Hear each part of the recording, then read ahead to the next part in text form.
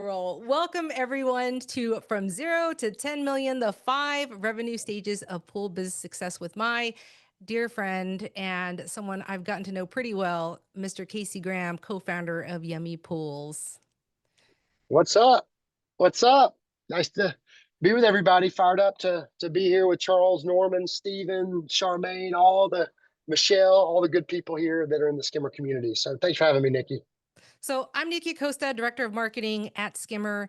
And for those of you who are just meeting Casey, feel free to introduce yourself and also let folks know what the impetus was behind authoring this From Skimming to Scaling book that we just released. Yeah. Big picture. My name's Casey. My wife's name's Casey. We live in Atlanta, Georgia. Been married for 22 years this year, and got 2 kids.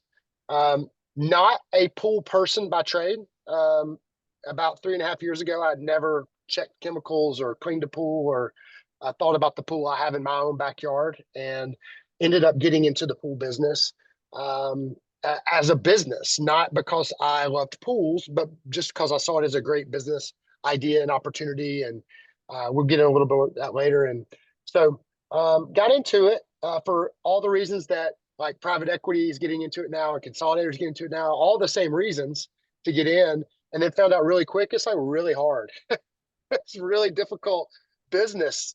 And I started looking around for resources of like, how do you grow? What are the different stages and what team member do you hire at what time? And what is the different times that you start doing different programs of marketing or an official sales team or not? Like all of that kind of stuff. And there wasn't a lot of business acumen around this. I mean, you could find like random podcast, or you could maybe go to a convention and go to dinner with somebody and they could teach you, but it was more tribal than kind of put together. And so we just worked with Skimmer and said, hey, why don't we put something together? This is not the gospel. We don't think we're right. We don't think that this is perfect.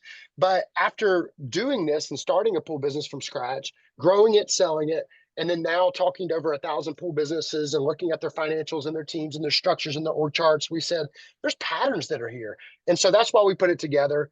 And before this, I started growing and sold 4 different companies, a couple to private equity. And so I'm used to that space and used to what's happening with the private equity world and the consolidation that's happening in the pool space. And so hopefully we can just bring a little bit of like, I've done it, been there, been the pool cleaner, grown the business, sold it, all the way to now interviewing pool business owners all the time. And maybe we can put this together to give you guys kind of growth rungs that you can climb onto and you can walk away with and go, I can do that this week to help me to get to the next level. So that's why we did it, Nikki. And hopefully that covers the introduction. It is, and for those of you who have not taken the time to read the book, that's quite all right. We're going to cover a lot here, but as a teaser, Casey came down a couple weeks ago, and we also decided to record an audiobook version of From Skimming to Scaling, and that will be out in the next few days. And we will make sure that all of you receive a copy of the audiobook version as well. So, what are we going to talk about? A lot. Part of why I think Casey is so great to work with is because, in addition to teaching business skills, a lot of what he has shared is around mindset. And so we're going to get into kind of the ins and outs of what makes pool service different than from some of these other industries that are out there where private equity is heavily investing. We're going to talk through how and why you want to grow, figuring that out through your owner's intent.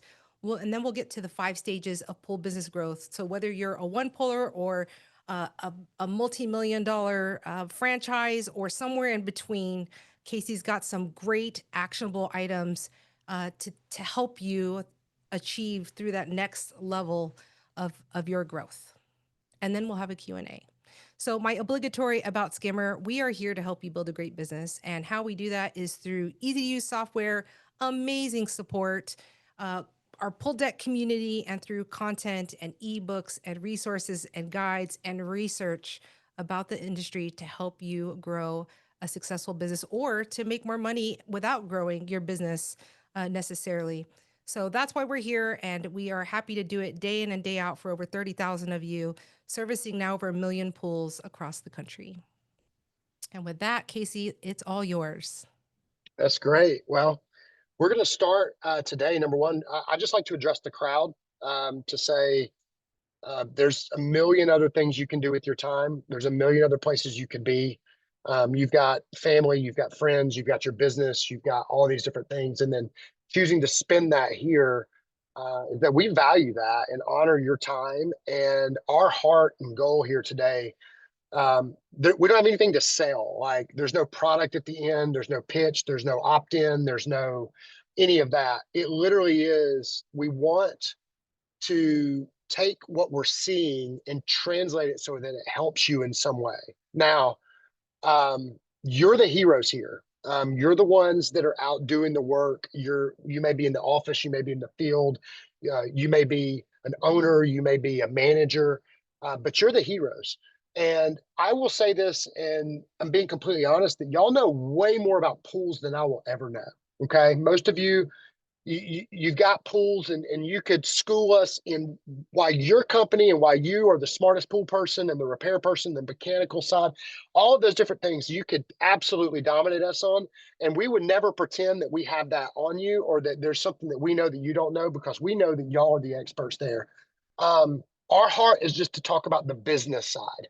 And that's why we showed up today, to see if can we help you? Can we give you a rung in that way? And so I just want to honor you, to let you know that we're here to serve you.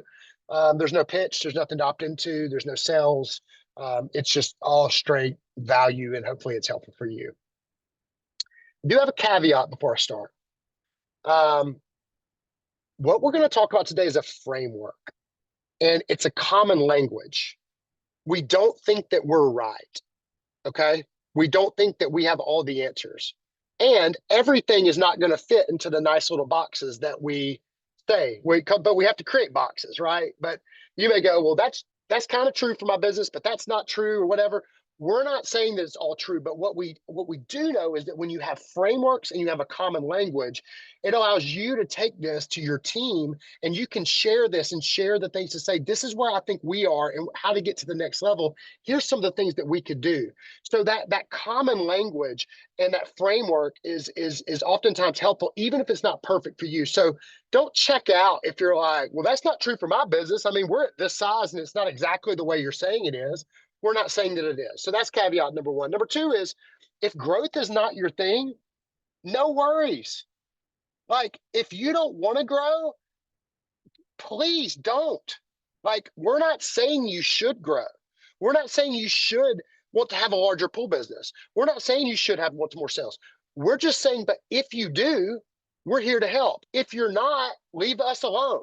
And what I mean by that is, a lot of people are looking out and, at other people's businesses, and, they're so like, well, our business is so much better, and we get mad at other people because they're growing and maybe their quality isn't as good, and we're a smaller business and we focus on quality. Great. Be the quality guy, be the quality gal, but don't worry about what everybody else is doing, because I can promise you this, the businesses that are growing are not thinking about what you're doing. So let's not be mad at each other and be keyboard warriors on the internet about who's right and who's wrong and this, that, and the other as it relates to this. Because at the end of the day, it comes down to, what do we want for our life and our businesses? And so pick your lane and stay in it. And if this isn't your lane, just turn us off, leave, go somewhere else. It's totally fine. Nobody cares. And if you are in the growth lane, let's grow together. Let's help each other. Let's be friends in this. Let's share our learnings. Let's grow. And that's what the growth mindset is all about. So take what helps and leave the rest. Okay. So that's my caveat. And now I can move on. So the pool industry, it's different. And it's different because there's a problem with it. And here's the problem. Pool services are not like other home services businesses. Now, the weather changing aspect of pools is crazy in and of itself, that the person that's in South Florida compared to the person here in Ontario, Canada, compared to the person that's in, Rhode Island, to the person that's in Arizona, to who has a cover over their pool, who doesn't, how was this pool built, who did what, like all of it's crazy. And so there's so much that happens just with the geography and the weather. Water's a corrosive substance. It ruins things. It's hard to keep up with. Think about this. In the pool industry, different than any other home services business, like they get into the thing that we do. Like, what other home services business do they actually, the customer, they get into a chemical experiment in their backyard that they do? I mean, safety issues and just like thinking about that, that's wild. It's expensive. So we surveyed our customers, and a lot of our customers, they say they know how to kind of do pool stuff and they could take their chemicals to Leslie's if they wanted to, but they hired us almost as an insurance for the investment that they bought. Like they hired us because they were scared. And so it's literally when they pay you, oftentimes they're paying you almost as an insurance investment. And so that's how they're thinking. So they care a lot about it. Aesthetics. I mean, think about that. You know, you clean it, especially in the fall and different where we are. We clean the pool at 10 a.m. The customer comes in at noon from work and they look at the pool and say, you didn't clean it. And there's leaves all in the pool, right? Because the wind blew. So there's this aesthetic side of pleasing customers. You're dealing with chemistry, understanding equipment, mechanicals, construction, the techs working outside, mostly unsupervised, autonomous for variable pay, which is the hardest part of the industry, which is the labor side. And so I start with this to say, this is an extremely difficult industry to scale a business in. Okay. So this is extremely difficult to grow because you're dealing with so many things that you can't even control. And so when you have things that are out of your control, it makes the business harder to control to grow it. And so what happens is it creates a bigger problem for the industry, meaning a lot of other home services businesses like HVAC, pest control, plumbing, and some of those things that have already been consolidated and rolled up for the last 20 years, they have like schools that you can go to, right? to get an education in that lane. In the pool business, we don't have schooling and skills in colleges that are giving diplomas in this, or any technical schools that are giving this out that people say, I'm going to go to this school. That's not that prevalent. So this industry is behind all of those industries. It relates to like standardization. I mean, think about that. Like you can just do every equipment pad is different. Like all the equipment is different the way that it's set up. All the plumbing is different. Like all the different pool industry, you may have a license, but it doesn't mean that everything's done the same in a standardized format, and a standardized process, and a standardized way. And so it creates just a bigger problem for the industry. And the biggest problem comes that customers are involved, and customers are going to expect perfection. And I know you might say some of yours don't, and you know they give you grace. They will, but I also know over time that they're going to want lower prices because as the economy does what it does, and as things get more expensive, people want lower prices just in general. I want lower prices in general. Everybody wants to pay less, right, and get more. That's just they want to create value. And so you've got that happening. And then you've got so many options with pool service companies. And they can Google right now in any city and find a competitor that they can pick up the phone and they can call and they can replace you instantly because most people aren't on a contract, right? And so they want fixes immediately. They want you to be there and be there fast. They want all of this stuff. So the bigger problem that comes in is then you have customers that are demanding that we be excellent and we be good. And so how do you do this? How do you have this industry that's so difficult with all the different things you got to manage? Then you've got to manage the customer base. What it creates is this. It creates a market that's highly fragmented. So the pool industry is one of the most highly fragmented markets in home services. What we mean by fragmentation is the majority of the businesses are extremely tiny as it relates to what we would consider big, medium, or big size businesses in other markets, right? And so the number of businesses over $150,000 a year is not very many. And so most of the people we'll look at later, 76%, are under that mark. And so when you look at it, you've got all of these the customer demand for perfection and the different things that are so hard to control is that it makes it where growth is pretty small, and the businesses are dependent upon the owners most of the time. And so they're owner driven businesses. They're not process driven businesses. They're not brand driven businesses, and they're not scaled businesses the majority of the time. And so the reason of that is that the fragmentation is so small. The customers want the owner. The customers want that small feel. The customers want that because the customers are still operating how the market has trained them over time, which essentially keeps businesses small, and it essentially compresses margins over time. Now, this is why, if you're wondering what private equity is or consolidators are, they're coming in and saying, can we buy these companies that are smaller or smaller in scale and create scale And then can we train the customers over the next decade to operate, to understand that the market can't, the margins are too small for small business operators to survive and not burn out and not die to do in the pool business. And so that's what's creating the influx of money into this business. And so that's what the result is. That's where the market is. Now, the question then becomes for you, and why we're here, is what your growth decisions. Do you want to grow, right? Do you want to grow your revenue? Put a 1 in the chat if you would like to grow your revenue in the next 12 months. If that's like, I want to grow my revenue, put a 1 in the chat. Okay. I want to see how many people want to grow. Okay. So I put 1 with a bunch of exclamation points. All right. Number 2. All right. If you want to grow your profit, put a number 2. If you want to grow your profit, we got a lot of profit, people. So we put in our pocket, right? We got a All right. 12. We got a 12. We got a All 1 right. and a 2.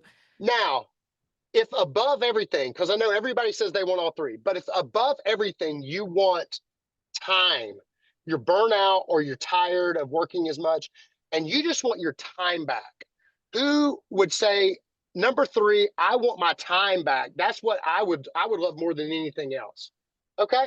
So we've got everybody here wanting different things. Now, the most common thing people say when we talk about growth, Nikki, what I found is everybody says they want all 3 most of the time.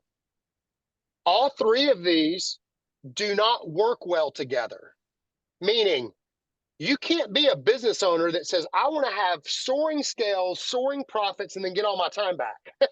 If it worked like that, everybody would achieve it. Oftentimes, you've got to choose in what order and at what time, and what's most important for you, of what is your growth decision over the next 12 months that you're going to focus on. And it's about picking one of these and prioritizing. I am focusing on profit. I am focusing on sales. It doesn't mean that the other ones aren't important, but it means that you make the growth decision, because here's the reality that I found about growth, especially sales growth, that growth, it doesn't make you happy. Growth will not fix your problems. It will make you more of who you are. Meaning, if you grow your business that's $200,000 in revenue and it feels crazy now, if it was 2 million in 6 months, what would it feel like? You would be like, yeah, I got the sales, but what happened to your life? What happened to your profit? What happened to, like, everything would be chaotic and crazy, and you would probably be miserable. So do you really want growth? What kind of growth? How fast do you want to grow? By when do you want to grow that fast? What's your plan in that? And that's what we're going to look at today. Okay. And we're going to help you with the trade-offs that come with these things, because if you pick sales, you're oftentimes going to trade off time. If you pick profit, you're oftentimes going to trade off sales. It's very difficult to do all 3 at once. And so we got to figure out what is our growth decision. And this comes down to what we call the owner's intent. The owner's intent is a concept that I learned and came up with a guy named Brian Core, that I was in my last business. So my last business was called Gravy Solutions. I still own the business, and it's almost a decade old now. And I went up and I just told him, I want to grow. I want to grow this business. We want to be a unicorn. We want to grow to $50 million in sales and blah, blah, blah, blah, blah, and all this kind of stuff. And I remember Brian asking me the question, like, why 50 million in sales? I said, well, I mean, why not? And he said, okay, well, let's go down that pathway. In what time period do you want to be at 50 million? Okay, well, I want to be there in 3 years. Okay, to get there in 3 years, what is it going to require of you? And what will you have to take away from your family? What kind of commitments will you not be able to do? What is your travel schedule going to look like? And he walked me through this whole exercise of basically walking all the way back of me going, I want 50 million because it sounded good. Like, I want to grow my pool business to $1 million in the next 2 years. Great. Why? Why? For you as the owner, developing what we call the owner's intent is more important than any pool growth strategy that we can give you. Why is that? Because what if you grow a business that doesn't serve your life well? What if you build what you actually don't want in the end? I've done that. So over a decade ago, I built a business, sold it to private equity. And in that scenario, I did it. And I did it because I wanted to grow and sell a business to private equity. And I got on the other side of the fence on this private equity deal, and it was terrible. I hated my life. I hated everything about it. And I literally got to the point where I was so depressed I didn't want to wake up and became suicidal. Like I was, not because the business, it was just I traded off a lot of my life so that I could get the bag. I got the bag and I ended up miserable and unhappy because I never took the time to understand, why do I want what I say I want? And a lot of you listening to this think this is kind of like woo woo or some Tony Robbins speech or like, something like that. It's really not. If you really think about it, you've just got to ask yourself, listen, you're gonna die probably around 78 to 82 years old, based upon the actuarial tables of the United States of America, of people that are men and women. That's a statistical fact. You're trading your life every day. You're trading time away. You're trading mental energy away. That customer's stealing your joy and satisfaction for what they said about your business. You're looking at reviews online when somebody says something stupid about your business that wasn't true, and you don't know how to get it taken off, and you can't figure that out. You're trading your energy. You're trading your emotional life. You're trading relationships for this business. You better know why the hell you want it in the first place. And that's what I want to help you do, and then give you the steps to do it. And so we call this owner's intent, because the reality is you don't have a growth problem most of the time. You have a clarity problem. And clarity is about, what do I want? So I'm going to ask you the question. And this is for you. You can answer this question. What do I want? Now, here's what I found about most people in the pool industry when I ask them, what do they want? They tell me a list of everything they don't want. I do this with people in personal life too. Hey, tell me what you don't want. I mean, tell me what you want out of your life in the next 3 years. Well, I don't want boom, boom, boom, boom, boom, all this kind of stuff. What do I want? Why do I want it? Answering the question, and then doing what I call the 5 whys. And so if you don't accomplish anything else we talk about today, before we get into the different stages of growth, asking yourself the question and answering it, what do I want? Why do I want that? And then do what we call the 5 whys. You say, what's the 5 whys? Well, in the book, I go into this deeper, and you can write it out. And it's in the Skimming to Scaling book that we did. It's free. You can download it, and you can go through a little written exercise. Essentially, what the 5 whys are is, once you say, what do I want? Okay, I want $1 million pool business with $200,000 of annual profit. Okay, why do I want that? And then when I get into why do I want that, most people say, because I want to pay off all of my debt. Okay, you go through 5 whys. Well, why do you want to pay off all of my debt? Well, I want to pay off all my debt because I just don't want to have debt. Okay, but why do you want to pay off your debt? Because you don't want to have debt. Well, if I paid off my debt, it would then allow me to create enough cash flow so I could buy that beach house that I've always wanted to buy. Oh, okay. Why do you want the beach house that you always wanted to buy? Well, I always wanted the beach house because when I was growing up, my family went to the beach with this friend and blah, blah. And you'll go through all the way down and get down to, essentially, you'll think what you want is $200,000 in profit, but you'll end up telling me after 5 whys that essentially you want family vacations at your beach house. Now, that's way more compelling of a reason to show up and to bust your ass and trade your time to grow to $1 million, to get the $200,000, to know what you're going for, instead of just going, I want $1 million and 200,000, and you can't give me a good answer of why. And so unveiling the true why of what you're doing will be the growth factor for your pool service business. And it will be the thing that sustains you through why you're doing what you're doing every single day. It will be the thing when you're making the trade-offs of profit and growth as it relates to your sales, that you can know that you're getting what you want.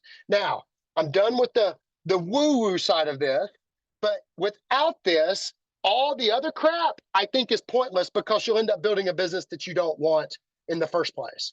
Now, after you decide your owner's intent, then we come back, and this is one of the things that we've been working on for the last 3 years, is that there's 5 stages of pool business growth. And so we worked with Skimmer in putting this together, of saying, if we had to categorize these stages, these are the stages of pool business industry. There are some caveats, there's some outliers, there's some larger than this businesses, and all of the numbers aren't 1,000% perfect.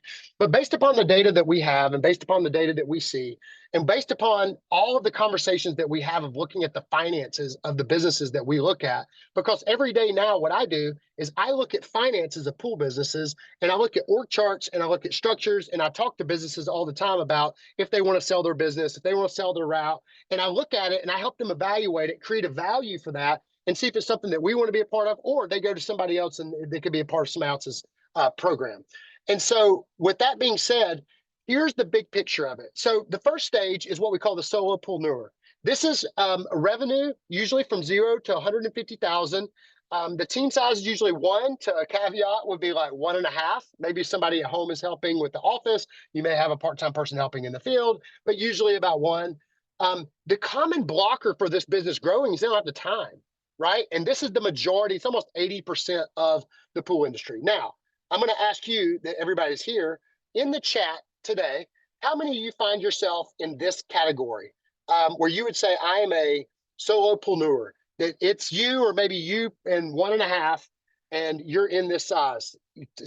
Put me, me, type it in. Me. Michelle, we got Robert, we got Cindy. Okay, keep going. Anybody else? Okay, Carolina, good. Bert, yeah, this is a large part of the industry, right? And so the first thing I want to say to you is, don't ever feel bad about where you are. Like, ever. Don't ever feel like when you come to something and we're talking about like growth, if you want to stay here and you enjoy it and you love being a one-man show and doing it, by all means, do that, and you will beat the socks out of all the big boys with being so close to your customers and creating the life that you want to create, right? So I say that to say, I know some of y'all want to grow, but don't ever feel bad if you don't. Okay, build your owner's intent of what you want, right? Okay, so that's the solopreneur, right? Then the next phase is going into a small team. So this revenue is usually 150 to 350,000 in revenue. Team size 2 to 4. Again, this flexes. It could be 1.5 to 5. It could be 3 to 5. But usually the common blocker at this point comes with not enough sales to grow out of this. Meaning you may get some referrals. You may get some inbound leads that come from your website, but you don't really have much of a sales machine. And the reason you don't have a sales machine is because you've hired a couple people and now you're managing people, and that's taking all your time. And guess what? When you have 4 people on your team and one calls out, 25% of your workforce is gone overnight, and then you get sucked back in to doing it. About 10% of the industry is in the size. And I say that this size is almost, it's almost more miserable, it was for me, than being very, very small, because you end up in this kind of tweener stage where you're still really connected to the field and you really can't get out of it, and you're still connected to the customers, and you're still connected in such a way, and it's pulling you in all the time. And then people calling out, and then the labor side of it. And so a lot of people end up giving up on this and say, screw it, I'm selling my route, I'm going to go back to being small, I liked it better, I didn't have to deal with people, that kind of thing. But the blocker for you growing usually is sales. You don't have enough sales at a rate to hire the people that you need to hire to get to the next level, right? So how many people here put ST if you are in the small team category right now, around that category? ST. Do you feel what I'm talking about here? Do y'all feel it? Yes or no? Do you feel that strain of you're still close? You're still so close to the pressure is on. Yeah, you're close to the ground. Yeah. So getting out of this stage is one of the trickiest stages, because you came out of a burnout stage of being a solopreneur. Then you get into a burnout stage of managing technicians, and then you have the office stuff building up on you as you're growing.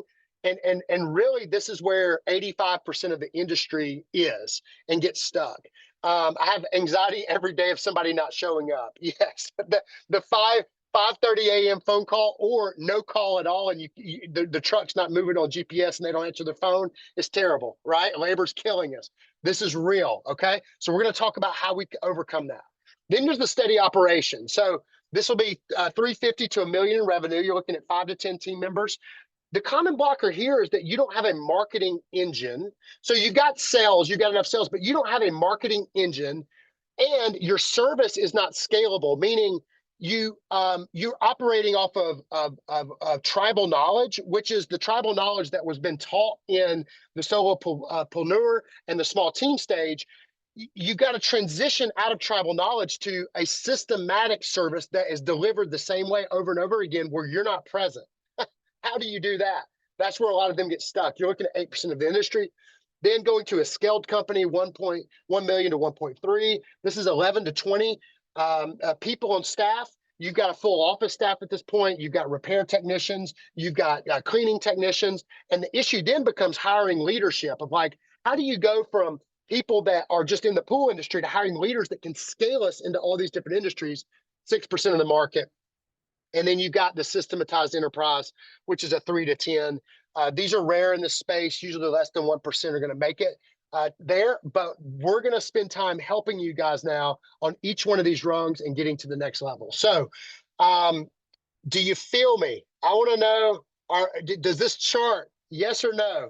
Does it kind of hit, or is it close to where you are as it relates to your team and your revenue size? Are we in the ballpark here? Okay, good. Good. And does it help you? Does it help you seeing it, like to know where you are and then now go, okay, here's what we can do to get to the next level. Okay. Good. It helps. Good, Larry. All right. So let's get to the next level.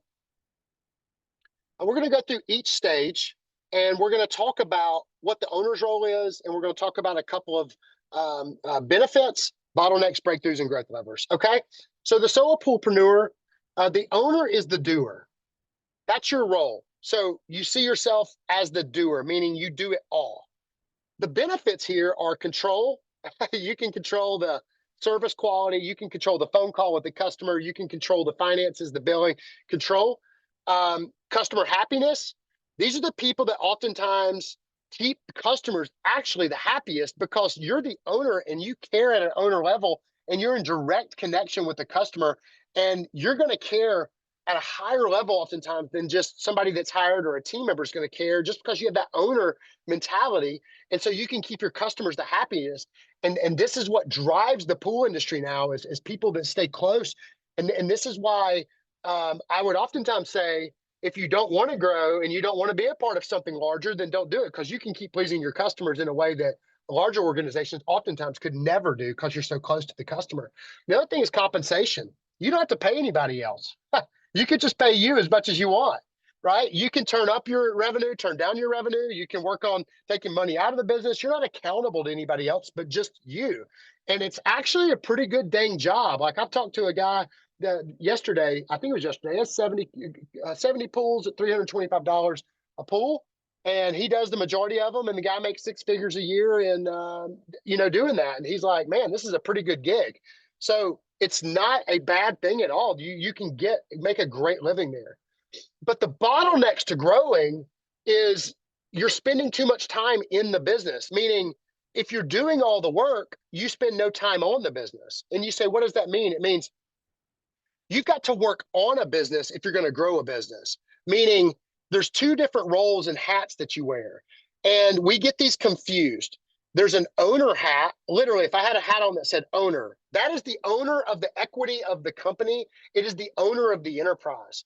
But when you go clean a pool, when you answer a customer phone call, when you do anything that's operational inside the business, you're what's called an operator of the business. Now, at this stage, you're wearing the owner and the operator hat all at the same time. That is why you stay stuck, because you never take the time to take the operator hat off, to put the owner hat on, and to do the things that we're going to talk about next that could get you to the next level. And you say, well, Casey, I don't have the time. The reality is nobody at this stage ever has had the time to do it. The time will never appear. You just have to make the time. And you have to decide that you're going to do this in advance. This is what I talked about earlier, the growth decision.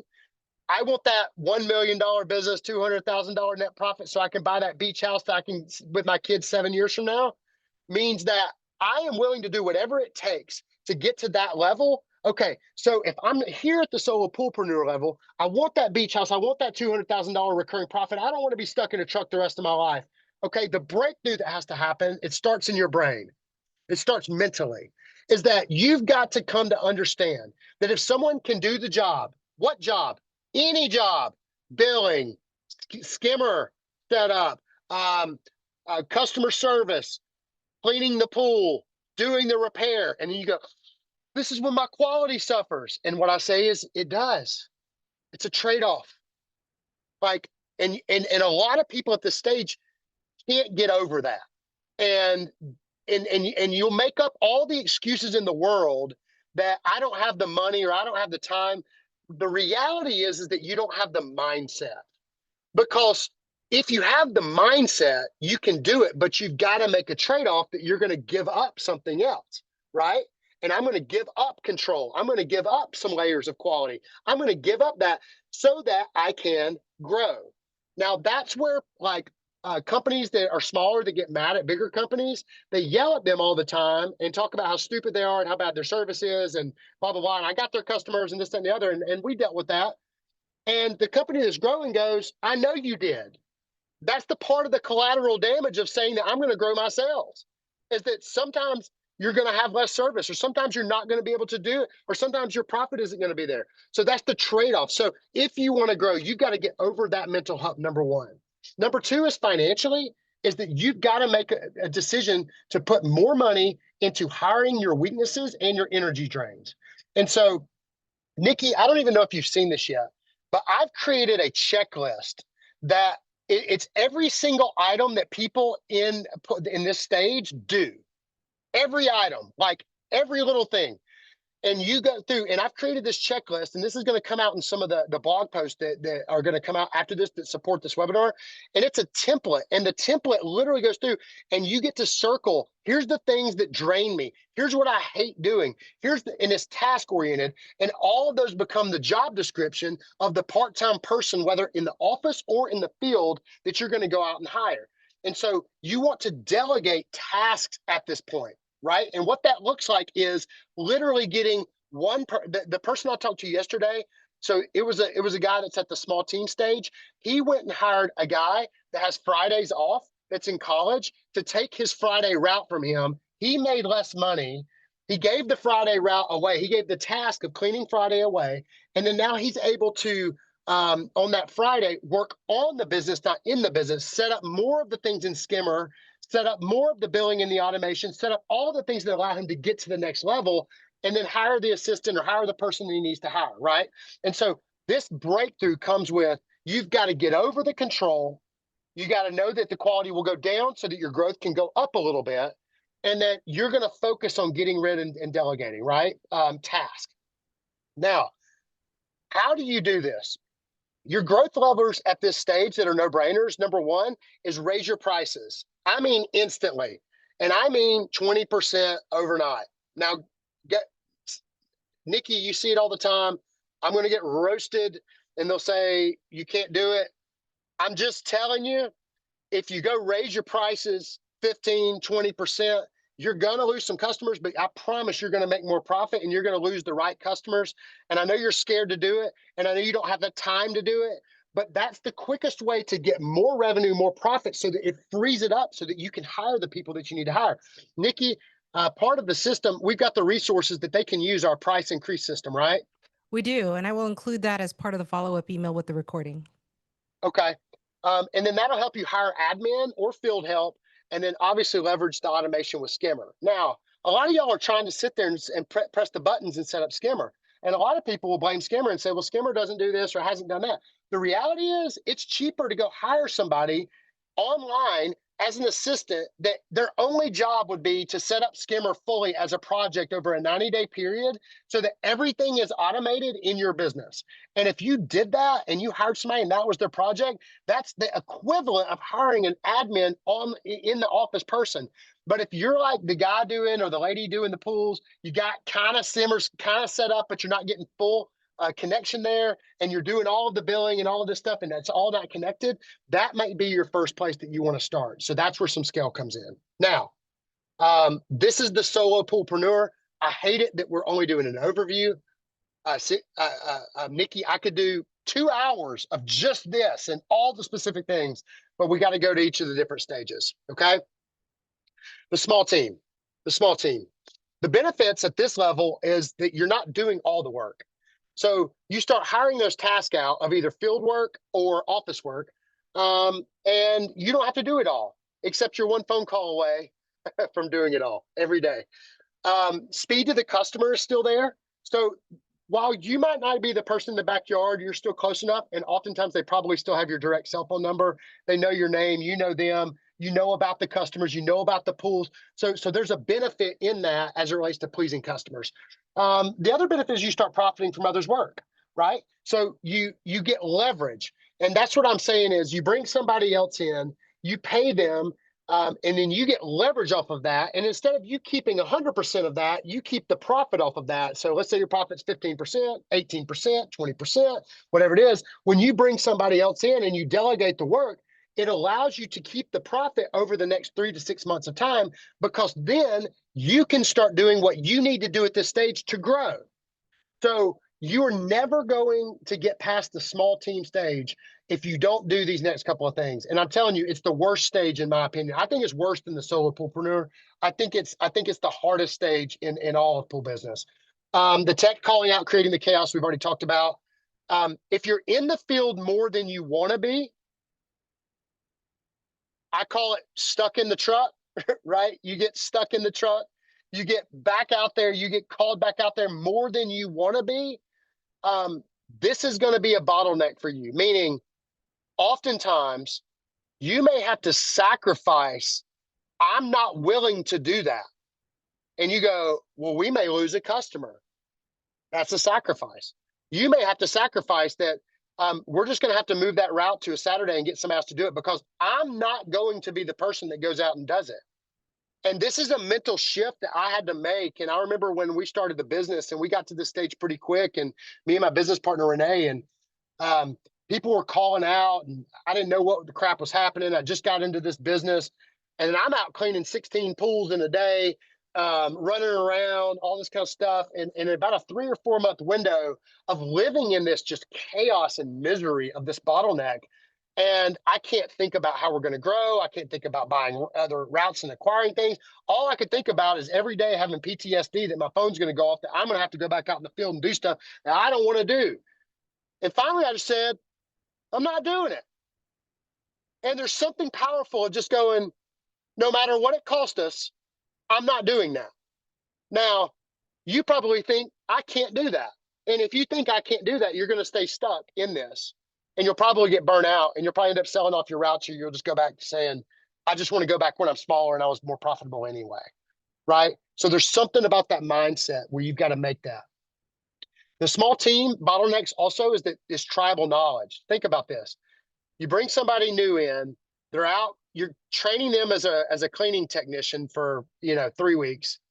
And then 6 weeks later, they leave. And you spent 3 weeks training them with all of your tribal knowledge on how to be a pool technician. Type 1 if you feel the misery of that.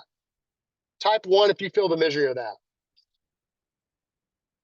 You spend time, you train, and then it don't work out. Yeah. Fernanda. I love Fernanda. I think it was his name or her name. Yeah, it's miserable. So the reality here is that you've got to stop going out in the field doing all the things, and you've got to start doing these breakthrough activities, and it's going to be really, really, really hard to do. Okay. The breakthrough. I am a recruiter and salesperson, not a technician. For you to get out of the small teams phase, you've got to see yourself as a recruiter of talent, and as a salesperson, a recruiter of customers. Those are the two things at this stage where you wake up every day. And if you're not spending 80% of your time doing those things, and you're focusing on all the other things and getting pulled back into business, you're never going to grow. This is a hard truth. And I know it sucks to hear, and you may disagree and be able to do it a different way, and that's fine too. But most people get stuck here because of that. So you've got to make that transition. Financially, you've got to make less money at this stage to scale more, meaning it is better at this stage for you to make less money than you did when you first started the business so that you can get to where you ultimately want to go. Most people are unwilling to do that. And most people don't make the cognitive decision that I'm going to do that. And so if you know what your owner's intent is, and you know you want to grow that $1 million business with a $200,000 profit that runs without you, you can easily make that shift in decision. But if you don't, and you're just like, I'm just making less and I'm working more, this sucks, right? That's where people get stuck, and you don't have to live there. The leadership at this stage to get to grow to the next stage is you've got to delegate all the field work, all of it. Now, I'm friends with people that have companies that are $3 million and still go out and do repairs. So there are caveats and there's exceptions, and there's people that do this different ways. I'm friends with people that have a $1.5 million pool company and they still do all the training of the new technicians. I'm friends with people that have, I can tell you all the different stories. But the reality is, at the end of the day, if you're going to grow past this, it can't all count on you. And you cannot be the backup plan when somebody calls out. You can't be the person that the business is hinging on in the field if you're going to get to that next level. And so you've got to delegate all the field work. How do you do that? This is what I did, and this is what I would recommend as growth levers. Somebody, you can go on Upwork. You can hire an admin assistant. We can send you some of these resources. You can hire somebody for $500 a week. Literally, hire a stay-at-home mom that has time on her hands, and maybe she just had a baby or something, and she says, hey, I want something to do during the day when my kid naps. I hired some of those people to go run ads on the hiring platforms and to just cycle through people and get people on the phone for you to talk to recruit. If you had somebody that's all they did, and they constantly had a pipeline of people that you could talk to recruit, because what happens is you go out, you recruit, you get people, you spend all your time training them, and then you're focusing in the business on the field work. Somebody leaves, and then you go, oh crap, you got this gap. You got to do the field work. How do I recruit? There's this gap, and it's a vicious cycle. So pay somebody to recruit, run ads weekly as it relates to recruiting. Do customer equipment checks on a schedule for upsells. At this stage, to grow your revenue, your biggest profit margin is going to come from your repairs. If you say, I don't do the field work, but I go to the field work to set up proactive equipment walk pads with a 17-point checklist of here's everything you need, and talk to your customers in person to show them that their salt cell needs this, or that their filters are about to go bad, and you're a proactive leader at this point with the customers, and you walk them through, customers are going to buy more from you, and they're going to like you more because you're the insurance investment that helped them. Now, don't go sell them stupid stuff they don't need, right? I'm not talking about that, but they may want more lights. They may want the new upgraded automation that's the $5,000 panel and the new thing, newest deal that's out. They may want all that. Show them that. Give them the options. And if you spend your time there, when we say focus on I'm a salesperson, this is where you get the profit to hire the people to get to the next level. And then immediate sales calls, get there immediately. Okay. Just for time's sake, I got to keep moving. All right. I'm looking at the chat real quick. Do y'all feel that at the small team stage? Need a little feedback here. 100%. Adam, you feel it? It's a tough transition. Now, steady operation. Got it. John, good. All right, here's steady operation. The benefits of this one. So you're looking at, we're going to be at 350 to $1 million in sales. I actually like this stage, and I like the next stage of business because you get breathing room. There's enough people where it feels like a family team and family culture, which is awesome. And this is when you can really have a profitable business. Some of the most profitable businesses I've seen have been at like the high 100,000s, where they haven't hired a bunch of office staff and all that kind of stuff yet. And they've got people doing the field work, and their profit margins are really, really, really high. So this can be a great place for that. The bottlenecks here is the lack of systems and processes, meaning you're still trying to operate off of tribal knowledge. You can't get to the next level doing that. You're still managing techs and admin, meaning you're the manager of all the people doing the work. This will keep you stuck. And then the lack of marketing sales machine, meaning you don't have a machine. Like it's just referrals and stuff kind of comes in and it's not measured and all that stuff. And so the breakthrough part of this, the mental part is you've got to go, I must lead, not manage. So your role as the owner here is the delegator, meaning I'm going to delegate all the things that I manage so that I don't have to manage anymore. So you must move to leader, not manager. Now, financially, what you've got to do is invest in managers and growth engines. You say, what does that mean, Casey? You need to then, you've hired the people to do the field work, you hire the people to do the office work. Who manages those people? That's the next phase of investment where you've got to get out of the management and get into leadership, right? A lot of people don't do this. And so you've got to delegate your field and administrative management. How do you do that? Well, you overinvest in great field management, avoid the Peter principle. The way to not do this is to take your most, um,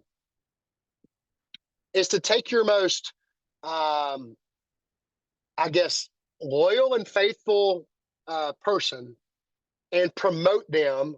It's called the Peter principle. Promote your best technician to be the manager, right? Promote your best customer service person to be the office manager. Pool companies do this all the time. And just because they're a great technician, oftentimes, if they're the best technician, oftentimes it means that they're going to be the worst manager. Just because you're good at doing the work doesn't give you the skill set to manage the work. Management is about building systems and processes and getting the work done in an efficient and organized way. Those are different skill sets than actually doing the work. And so when you think about this, the thing I give advice on is hiring people who've already been successful at managing people before.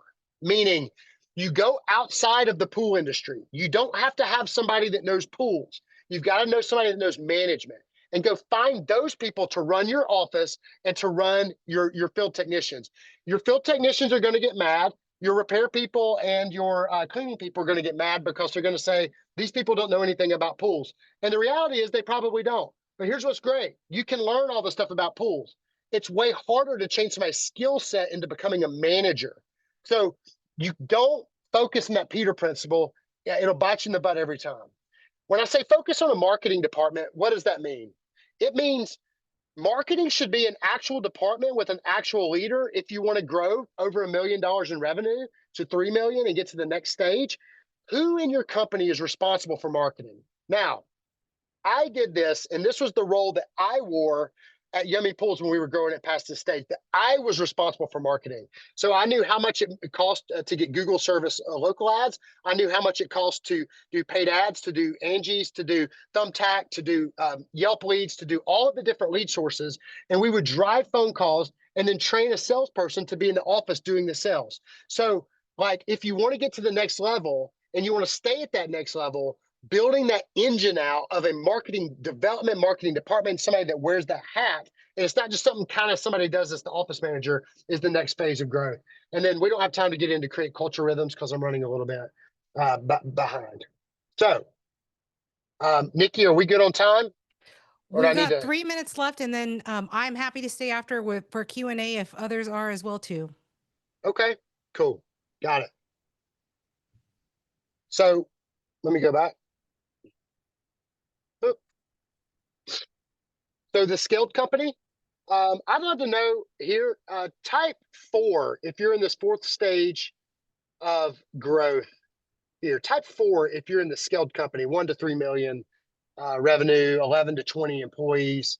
Let's see how many we got that are here in this stage. Okay. This stage is probably my favorite stage. It's the sweet spot. You should make this webinar longer. Sorry, James. We'll make it longer. I'll stay on. I'll stay on. If y'all got to go, I totally understand, but we'll stay on and we'll get through all of this. This company stage right here is where you can sell your company and make some really good money, if I'm just being honest with you. Okay. So if you want to roll up, if you want to sell, if you want to get out of the business at some point, below this, you can make you can make okay money by selling routes.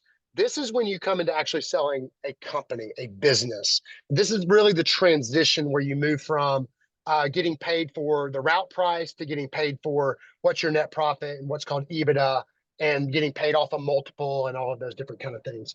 And so this stage, the benefits are, it's a lifestyle business, means that you can rake as much profit out of the business at this size usually that you want to if you're not trying to grow. Meaning, if you stabilize your growth, you can really grow those profit margins.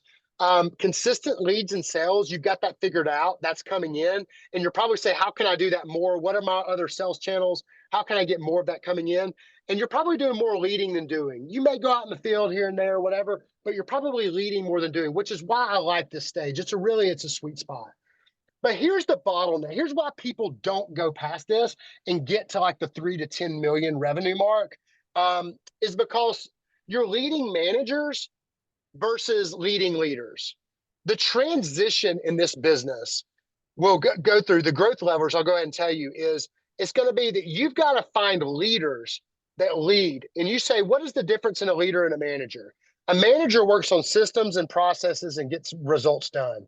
A leader focuses on people, culture, and change. That's where they're going to spend their time. And so managers are people that are going to systematize and organize. Leaders are going to almost create new things, new vision, new chaos that managers are then going to come along and clean up. And oftentimes when you get to this size business, it's one leader with some managers and then the doers. If you want to grow to the next level, it's going to be getting the leaders in place that are leading at a level of people, and they have key metrics that are delegated to them inside of the business. So another bottleneck is going to be lack of real-time data and dashboards, especially financially. So when I was running Yummy Pools, we did a daily, every day I got real-time data on our chemical spend and usage, because chemical spend is where a huge leak comes in to our businesses. Again, depends on if you charge for chemicals or they're all inclusive. Some of ours were all inclusive, and so we had to watch the chemical budgets like crazy. But having daily dashboards of how many leads came in, how many, who answered the phone call, what was the time in which they answered the phone call, what was the sales script, did they close, what's the closing rate, and literally daily data that rolls up to you as the leader that's coming from your different departments. That's what this level feels like and becomes like. And a lot of people don't want to deal with that. And so they keep it at, I'm the leader, here's the managers, here's the doers, we keep the profit, and then they either sell the business or keep it as a lifestyle business, right? And so the key, okay, sorry, I just saw the chat.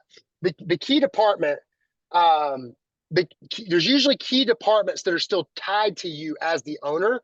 And that's what will keep you bottlenecked, is that you've got to get, if you want to scale to 3 to 10 million, you've got to get to where each department has a leader that is better than you at doing what that department is. That will be financial leader, ops leader, and HR leader.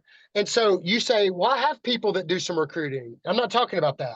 I'm not talking about a bookkeeper or a controller. I'm talking about high-level financial people, high-level HR people, high-level operations people that have scaled things before. Those are the people at this stage where you've got to, your growth lever has to be, I am a recruiter of leaders, and I am a builder of real-time dashboards so I can see what's happening in this business at all times so that we can make the right decision at the right time. And so that's the big picture of what happens at this phase. And I see a lot of people don't make that transition. And what they think is the problem is they keep getting new managers. But the reality is it's not the manager's fault. We're always the bottleneck. And so getting leaders inside of these different departments is where the growth will happen if you want to create a systematized enterprise. And I will do this one quick since there's only 1% of the businesses that actually get here. But this is a self-sustaining business. The thing I love about this one is that there's career pathways that don't exist in the pool industry. And so the career pathways in the pool industry, usually we tell people there's career pathways, but they're not really clear.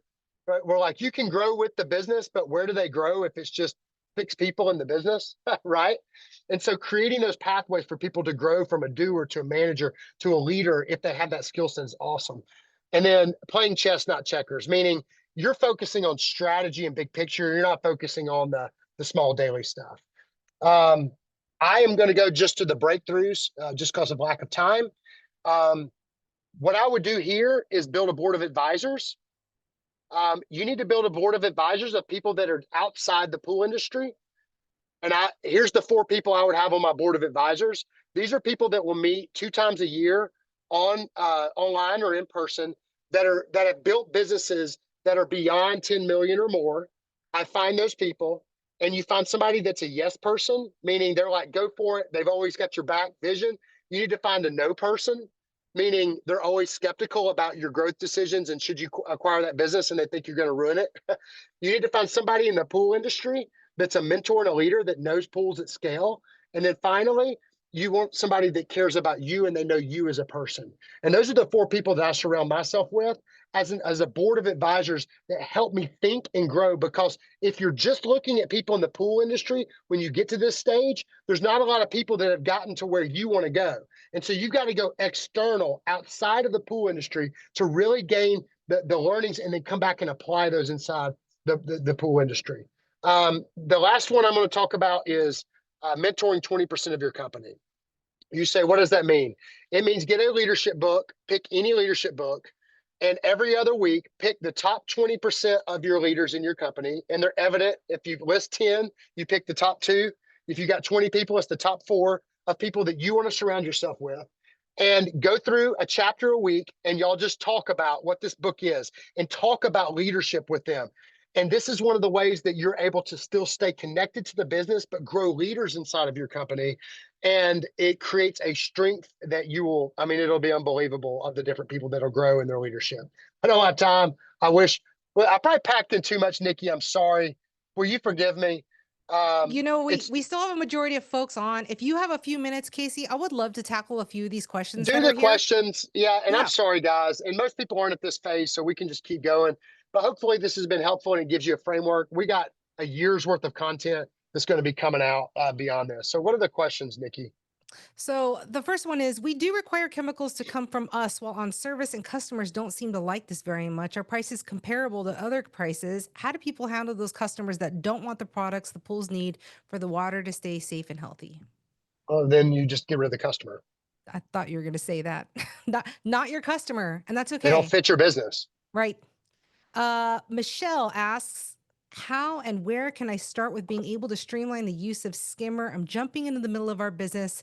My husband is a solopreneur and I'm trying to take over the business side to help. We need to get it organized to be able to streamline the use with work orders, shopping lists, Sure. invoicing, etc. But I don't know where to start and I'm in the middle of the chaos. So the best way to do that is get somebody that's already set Skimmer up before. Can they find that person in the community? Possibly. And Facebook groups have been a pretty great resource. If you're in a Facebook group, just ask around. Skimmer's been around and we have enough users now to where there are a lot of folks that will pick up fractional admin work to help you get things set up. And the way I would do that is I would say, hey, I have a budget of, you know, $3,000. It's $1,000 a month. I'm making this up. It could be 500. It could be 2,000. I don't know, but I I wouldn't just say, hey, can somebody help me? Because nobody's sitting out there looking to help you. But somebody is looking for an additional $3,000 or 2,000, whatever, to set things up. And I would create a task list of all the things that you need done specifically in Skimmer that you need set up. And then I would go out and I would put it in the Facebook group or the learning community, or I would email Skimmer support and say, who are some people that have great office staffs? And there's probably somebody that set this up in another business that at night or on the weekend as a side hustle, they could set this up for you and they could literally do it 10 times faster than you've done it because they've done it before. I will share too, once you are servicing 100 pools or more, we do have extra resources we can give to you. We do have resources that we can share with you that our support team has access to. So we've got things on creating work orders and templatizing things, and we can make sure to include that list of resources as well after the webinar, Michelle. So I will get with you on that. Good. Carrie What wants other to know if you questions? can share your 17-point checklist for equipment checks. I don't know if it's 17, but I can see 17 was just a number. We've got it's just, it's check the salt cell. Like the power of pulling a salt cell out and showing it to the customer. Like instead of saying you need your salt cell cleaned twice a year, literally they're standing there and you just go, you see this? You, I mean, they're like, oh yeah, no duh. The price doesn't even matter at that point. The power of opening the filters and showing them an actual filter, right? So the power of them seeing it is massive. The power of them hearing, the motor that sounds like it's about to go, like all of those different things is super helpful. So, Nikki, remind me, and I'll see if I can find that, and we can put it in some of the resources. Will do. Uh, we have someone who's It's amazing asking how many people are still here. if you have the range of home pull service to each of the 5 stages. So if we go back to our chart Okay. earlier on, so typically it just off the top of your head, do you have an estimate of how many pools are being serviced? I know that there's, I don't know pricing that. differences across the country, You talking right? about pricing? A number of pools serviced. I don't know. I don't know that number. I mean, typically I can say that solopreneur will typically stay at like 75 pools or less. Small teams will typically see somewhere between 75 pools to 300, depending on the if how Location, tight those routes are, right? right? And then when we get into steady operation and up, those are going to be 500 plus. Depends on where it is. I mean, like in Nashville, they charge $350 a month for cleaning, and so you can get there way faster with way less pools, but you pay your workers more. That's just an estimate. Of course, it varies Yep, depending on where you are in the country, but that's typically what we're seeing at Skimmer. I All love right. this. What else we have?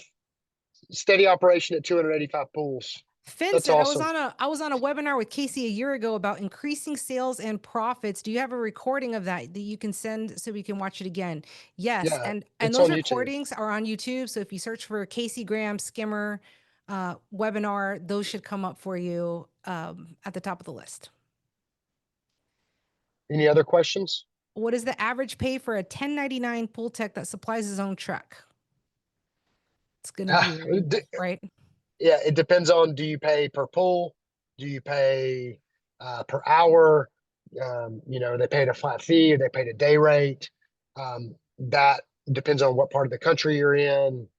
It's impossible to give a specific answer to that unless you know exactly where you're located in the world. We'll take one more here, and Jay Lee is asking less of a question, more of a request. Ooh, This is I got great, but this is a good one from Steven. Go ahead. can you guys put on a seminar or training that's more focused on each one of these levels? The book is a great resource. We also have resources that will follow this in the form of blogs and other content that we're working on with Casey that dive a Yeah. little bit deeper into these levels. So stay tuned for that. Yeah. And I'm sorry, guys. Like, honestly, that was because I am hyper practical. Like, I want to know like the details and drill. And like you saw, it's even long just with the overview. So this is going to be a conversation over the next years, not today. And so I've got 5 blog posts coming out that are based upon the they've got resources in each one of them that Skimmer's going to put out that are I mean they're long, they're detailed, and they have actual like resources of like stuff in it. So I hate it that we couldn't get all that done today. Can I answer one more that I Please, um, absolutely. any tips for building culture for Stephen? Um, the biggest tip I would give for culture building, depends on what size you are, is consistent meeting rhythm. Meaning, what is the rhythm in which you get together with your team and you talk about the vision of the company? You hear from the different people in the company, and then you do consistent ongoing training for them, whether it be in leadership training or technician training or that kind of thing. Culture building happens. So, I heard somebody talk about this one time, and don't get mad at me, but if you think about religions, right? Religions, the one of the things that all religions have in common is a weekly meeting. Some more, but a weekly meeting. There's something about getting together that creates culture. That's where the word cult, right, comes from. So culture of like getting together, having rhythms. And then the other thing is having traditions. Like traditions are awesome. So what are the traditions that you put into your business that people look forward to, that are fun, they're funny, that whatever? The other thing I would say is the owner not taking themselves too serious. Like if you hit certain sales goals, you jump into the pool in a Santa Claus costume and the video and send it to your team, whatever. Just whatever it is, but having the traditions, rituals, culture, that and those consistent meeting rhythms is huge. When you become a scaled company, it's creating an annual meeting rhythm and a quarterly meeting rhythm off site with your leadership team that becomes one of the most important things that you can do. And so I can do a whole thing on how to do offsite meetings and plan for the year and then quarterly goals and then the drill down of the quarterly goals and all of that. It becomes different at different stages. But if you're at, a small team stage, it's Starbucks, at 7:30 on Fridays, right? And you sit down and you have a systematic thing that you talk through and care about them as people, not what they do for work. Ask about their family, ask about their kid, ask about, you say, well, they don't want to do that. Well, then they don't fit your culture. If right. So like that's one of the things, culture building, it spits people out and it attracts the right people to you. Amanda really wants you to answer a question. What were your top 5 services in your business with the best profit margins that you decided to fit your owner direction I'm not quite sure I understand or that. decided fit your owner direction? What were the top 5 services in your business with the best margins, like add-ons? Obviously there's the service, but it's probably around the preventative maintenance, right? Filter Yeah, clean, one of them. heaters in Atlanta in the winter, that's a big deal. Um, and then a lot of the small stuff too. So it's kind of like the biggest repairs and the smallest repairs, right? So where most of the margin is. It Lights. seems like, yeah, it seems like there's less margin in the middle, right? Like all of the middle things. And then the other thing is baking in, when I was running the business, our cleaning was a 22% net, period. Like, period. I mean, and we held it at that. And the only way we were able to hold it at that was daily financial numbers and weekly financial numbers, and we were animals about that. And so when I said I quit going out in the field and I focused on, what did I focus on? I focused on that, meaning that we made that a healthy business that made sure that we protect our margins. If you're out running around and chaotic all the time, your margins are slipping. And so if all you did was the margin Nazi and you just cared about that and you focused on that, you're going to make way more money than if you go out and clean that, pool for the technician that goes out that day. If Hey, if you're sticking around, if you're still around, if you'd like to continue, chatting with other folks, I highly recommend you check out the Pool Deck. It is a free community. You don't have to be a Skimmer customer. Everyone in the pool industry is welcome to join, but we post a lot of really great resources and tutorials there. I'll go ahead and drop that link here in the chat. I'm really proud of this group. Nikki, it's a great group that y'all have assembled. And I hate that I just see the names, Michelle, the Normans, the Christian, and the Chad, that they're real people that are doing real work. And I texted you that before we got on here that you guys are, man, it's a hard job. And so I just want to let y'all know that it may not mean much from Atlanta, Georgia, but I love you guys. I've been where you are and have felt the weight, and it sucks sometimes. And oftentimes, though, it's beneficial if you get what you want out of the business. And so, thank you for spending your time with us today, and it's really been an honor. I really appreciate it. So, thank you, Nikki, as well. Yep, thank you. And John said, "Do you have do you have dashboard tools available for financial health?" Real It's quickly, all coming. yes, we are investing heavily into reporting. We have a ton of stuff that we're working on. Um, in the last few months, we have 3 new product managers, a plethora of new engineering resources. All across the company, we're making investments to deliver on stuff that you guys have been asking for. So feel free to submit those feature requests. We do look at everyone in the company can see anytime you submit a feature request, everyone in the company can see them. So we do love your feedback. We care about your feedback, and we've got a lot of good stuff coming, just even through the end of this month, and throughout Q4. Hey, y'all shoot me an email if you need me. Casey@yummypools.com. I'll Casey drop at that in the chat. yummypools.com. If you want to talk about your business scaling, whatever, just send me what you're working on, what your problems you have, and we'll see if we can help. Okay. Thank Thank y'all. you all for being here. Thank you, Casey.